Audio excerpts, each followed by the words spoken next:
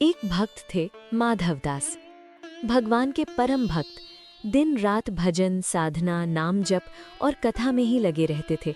लेकिन उन्होंने विवाह नहीं किया था। कारण ये था कि उनकी इच्छा थी, जैसी मेरी भक्ति है, जैसा मेरा भाव ठाकुर जी के प्रति है, वैसी ही कोई कन्या मिले तभी मैं विवाह करूंगा, नहीं तो जीवन भर ऐसे ही रहूंगा। एक दिन उनके एक रिश्तेदार ने आकर कहा, तुम्हारे योग्य एक कन्या मिल गई है। माधवदास ने पूछा, उसमें क्या गुण है? उन्होंने बताया, उस कन्या ने शर्त रखी है कि वो उसी से विवाह करेगी जो रोज 1000 संतों को प्रसाद खिलाए। ये सुनते ही माधवदास बोले, मुहूर्त निकालने की भी जरूरत नहीं, कल ही विवाह करा दो।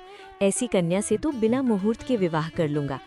जहाँ संदेह हो वहीं मुहूर्त देखा जाता है। यहाँ तो मुझे विश्वास है कि जीवन अच्छा ही होगा। विवाह हो गया। कन्या ने कहा, हम आपसे विवाह कर रहे हैं, पर हमारी शर्त आपको निभानी होगी। रोज 1000 संतों को भोजन कराना पड़ेगा। माधवदास ने कहा, निश्चित, ये सेवा मैं अवश्य करूंगा। और फिर शुरू हो गई संत सेवा। रोज 1000 महात्माओं को भोजन कराया जाता।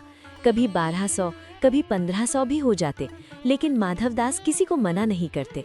उनका मानना था, जिसे संत सेवा का संकल्प लिया है, उसे जो भी आए सबको भोजन कराना ही होगा। उनके पास कोई कमाई का साधन नहीं था, केवल पूर्वजों का धन था, वही खर्च होने लगा। 1 साल तक सब ठीक चला। 1.5 साल बाद धन समाप्त होने लगा। माधवदास चिंतित हो गए, लेकिन पत्नी को कुछ नहीं बताया। उन्होंने दुकानदारों से उधार लेना शुरू किया। लोग उन्हें जानते थे, इसलिए उधार दे देते। 6-7 महीने बाद कर्ज बढ़ गया। लोग पैसा मांगने लगे, फिर उधार मिलना बंद हो गया। धन खत्म, इज्जत खत्म, पर संत सेवा नहीं रुकी। आखिर एक दिन माधवदास ने सोचा, अब क्या करूं, संतों को भोजन कैसे कराऊं? और उन्होंने एक कठिन निर्णय लिया, चोरी करने का।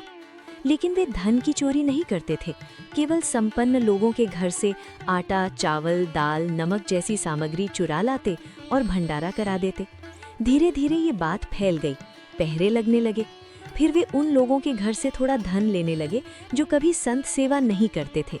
वे सब कुछ संतों में लगा देते, अपने लिए कुछ भी नहीं। भगवान उनकी इस भावना से प्रसन्न हो गए।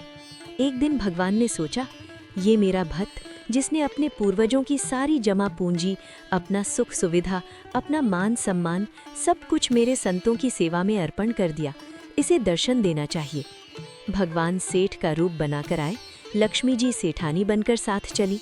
इधर माधवदास मार्ग पर बैठे थे, सोच रहे थे कि किसी धनवान को लूटकर संत सेवा करूंगा।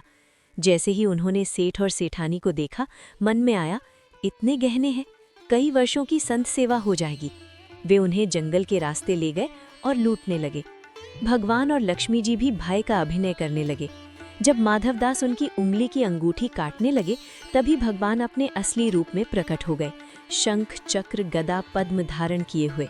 माधवदास स्तब्ध रह गए, घुटनों के बल बैठ गए, रोने लगे। नाथ, मैंने अपने ही स्वामी को लूट लिया।